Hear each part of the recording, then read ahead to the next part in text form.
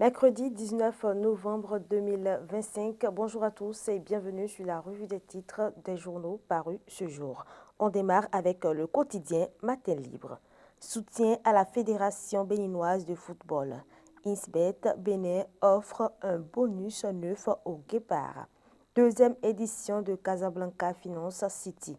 Bénin, première station de CFC Tour 2025. Match amical international Bénin vers Burkina Faso, les Guépards, une défaite qui interpelle. Troisième édition des journées portes ouvertes. Sécurité, qualité et durabilité en débat à la SCB Lafarge. Positionnement pour les législatives. Des têtes tombent à la mouvance. Règlement de compte déguisé en décision volontaire. Révision de la Constitution. Mandat limité, les députés sautent le verrou. Tableau comparatif de la proposition de loi modifiant la Constitution.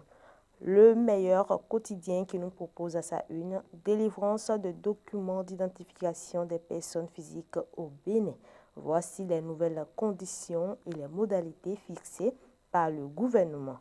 On continue avec le témoin actu. Révision constitutionnelle, la fin de la transhumance parlementaire se précise au Bénin. Législative 2026, la Sénat entre avertissement et fermeté avec les partis politiques. Le Béninois libéré. Législative, absence des listes UPR et BR des députés qui avaient trahi. Voici la raison qui donne raison à Talon. Certains se sont révélés être plus dangereux que ce que le président pourrait imaginer. On continue avec la boussole. Renonciation de Tokor, Adambi et Gbadamassi aux législatives. Une décision salutaire, mais qui cache bien des turbulences internes. Dernier jour pour le dépôt des dossiers législatifs à la Sénat. Les partis jouent contre la montre. La grande bousculade annoncée. Le soleil bénin. Non-présence de Gbadamassi, Tokor et Adambi sur la liste BR pour les législatives de 2026. Une décision qui soulève des interrogations politiques. Pour la préparation d'un savon de chance, un jeune escroque 43 millions à un homme qui se retrouve devant la justice. Dabarou qui nous propose retrait de Tokor, Gbadamassi et Adambi, un choix qui bouscule le paysage politique de la 8e. On continue avec Adjaché News.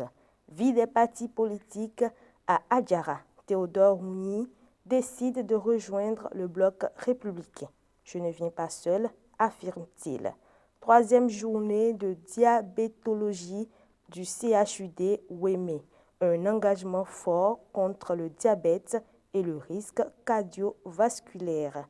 Le matin qui nous propose révision de la Constitution. Le parti Les démocrates paye le prix de ses contradictions internes. On continue avec le potentiel qui nous propose permis de conduire au Bénin, le répertoire des questionnaires actualisés. L'ANAT renforce les examens théoriques. Procès en appel de l'affaire dite casse d'une banque. Criette, Désiré Vaudonou s'en sort avec 7 ans de prison au lieu de 14 ans. L'événement du jour, changement climatique.